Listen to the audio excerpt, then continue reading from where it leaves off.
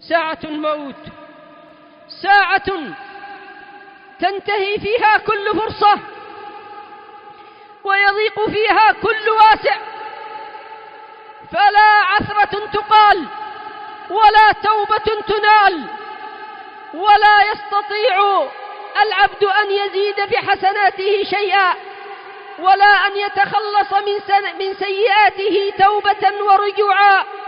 لا يستطيع أن يصلي ولا يستطيع أن يصوم أبدا. يا أيها الذين آمنوا لا تلهكم أموالكم ولا أولادكم عن ذكر الله ومن يفعل ذلك فأولئك هم الخاسرون. وأنفقوا مما رزقناكم من قبل أن يأتي أحدكم الموت فيقول رب لولا أخرتني إلى أجل قريب فأصدق وأكن من الصالحين. يا من ضيع الصلاة تب إلى الله. لماذا ضيعت الصلاة؟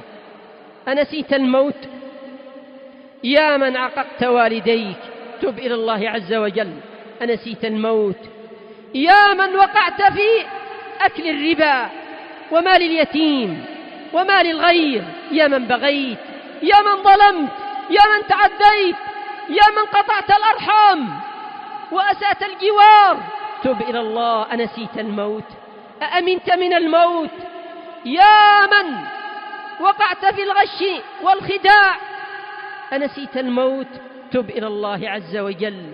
يا من هجرت بيوت الله، يا من تعطل لسانك عن ذكر الله وقلبك عن محبته وإجلاله وخشيته، تب إلى الله. أنسيت الموت؟